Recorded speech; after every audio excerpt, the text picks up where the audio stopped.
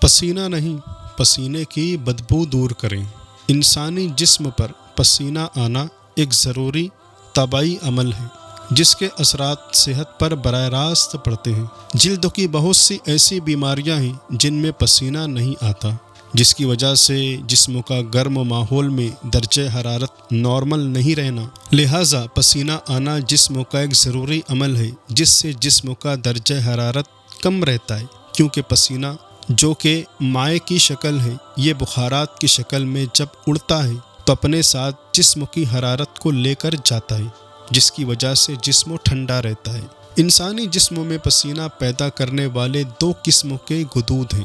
ایک قسم کے غدود کو ایکسرین غدود اور دوسری قسم کے غدود کو ایپوکرین کہا جاتا ہے۔ انسانی جسم میں 2-4 ملین ایکسرین غدود پائے جاتے ہیں جو جسم کا درجہ حرارت کنٹرول کرتے ہیں۔ ان کی زیادہ تر تعداد پاؤں میں پائی جاتی ہے اور کم تعداد کمر پر ہوتی ہے۔ ایپوکرین جسم میں بو پیدا کرنے والے غدود ہیں اور اس کی تعداد بغلوں میں، آنکھوں کے ارد گرد کے اعضائے مخصوصہ اور سر کی جلد میں زیادہ ہوتی ہے۔ یہ غدود جانوروں میں زیادہ طاقتور ہوتے ہیں۔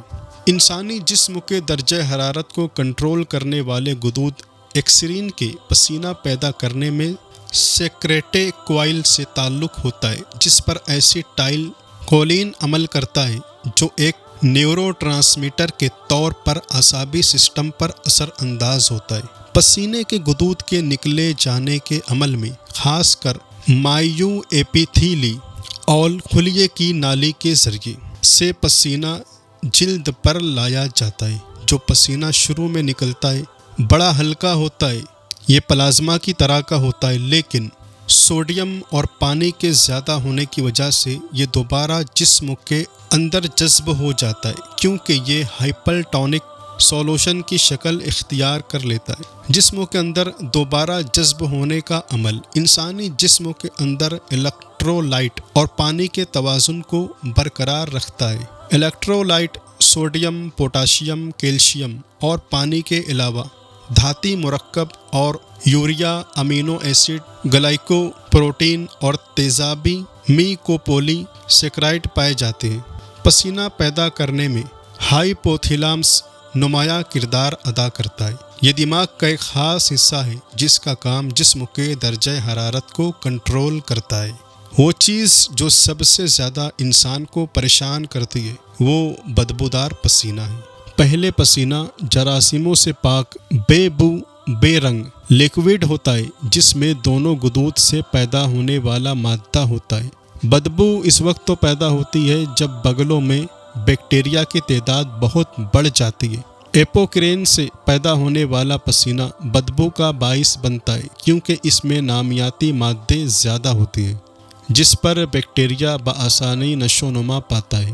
دوسری طرف ایکروئن گلینڈ کا پسینہ زیادہ پتلا اور بیکٹیریا کی نشو نما کے لیے سازگار ہوتا ہے، لیکن جسم کے زیادہ حصے پر نمی مہیا کرتا ہے جس کی وجہ سے بیکٹیریا کی نشو نما کے امکانات بہت بڑھ جاتے ہیں۔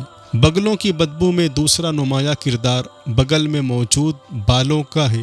بغلوں کی بدبو زیادہ تر سن بلوغت کے بعد یعنی بالغ ہونے کے بعد پیدا ہوتی ہے، کیونکہ سن بلوغت کے بعد ہی بغلوں اور اعضائے مخصوصہ کے گرد بال پیدا ہونا شروع ہو جاتے ہیں۔ بغلوں میں موجود پسینے کی بو ہر شخص کی مختلف ہوتی ہے کیونکہ ہر شخص کے پسینے کے اجزائے ترکیب بھی قدرے مختلف ہوتی ہے، کیونکہ اس کا انحصار انسانی خوراک پر ہے جو وہ استعمال کرتا ہے۔ اس کے علاوہ جسم کی طبعی اور نفسیاتی حالت پر بھی ہے۔ لہسن، پیاز اور ویس گراس کا استعمال پسینے کی بو میں اضافہ کرتا ہے۔ کچھ بیماریاں جن میں گردوں کا ٹھیک کام نہ کرنا اور اس کی ٹوائسیڈوسس وغیرہ بھی پسینے کی بدبو پر اثر انداز ہوتی ہیں۔ اگر پسینہ بغلوں میں نہ رہے تو بدبو پیدا نہیں ہوتی، لہٰذا پسینہ آتے ہی کپڑے سے جذب کر دیا جائے تو بدبو کے امکانات ختم ہو جاتے ہیں۔ دو طریقوں سے بدبو کو روکنا ممکن نظر آتا ہے۔ نمبر 1، پسینے کی مقدار کو کم کرنا۔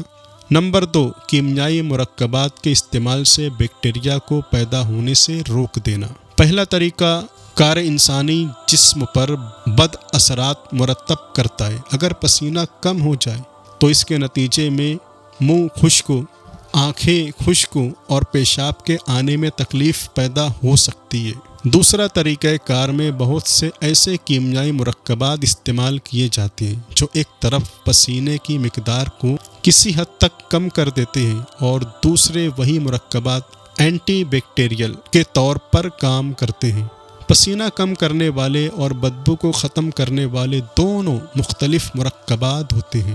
پسینہ کم کرنے والے مرکبات بغل میں پسینہ کم کرنے کی اہلیت رکھتے ہیں۔ بدبو کم کرنے والے مرکبات میں خوشبو بھی شامل کی جاتی ہے جس سے بدبو محسوس نہیں ہوتی۔ اس کے ساتھ ساتھ جو بیکٹیریا کو ختم کرنے کے ساتھ ساتھ بدبو کو ختم کرنے میں مدد دیتے ہیں۔ بغل میں تیزابی یا اساسی تبدیلی بیکٹیریا کو ختم کرنے میں مدد دیتے ہیں۔ پسینہ لانے والے مرکبات بدبو کو کم کرنے والی فہرست میں شمار ہو سکتے ہیں، لیکن بدبو کو کم کرنے والے مرکبات پسینہ کم کرنے والے مرکبات کی فہرست میں شمار نہیں ہو سکتے۔ پسینے کو کم کرنے کے لیے فٹکری کا استعمال بھی کیا جاتا ہے اور جہاں زیادہ پسینہ آتا ہے وہاں فٹکری لگائی جاتی ہے۔ پسینے کی بدبو بعض افراد کے پاؤں میں زیادہ ہوتی ہے۔ جب وہ جوتا اتارتے ہیں تو پورے گھر میں اس کی بدبو پھیل جاتی ہے۔ اس کے لیے جست کا مرکب استعمال کیا جائے۔ 1 گرام کے قریب یہ مرکب جوتے یا جراب میں ڈال دیں تو بدبو بالکل ختم ہو جائے گی۔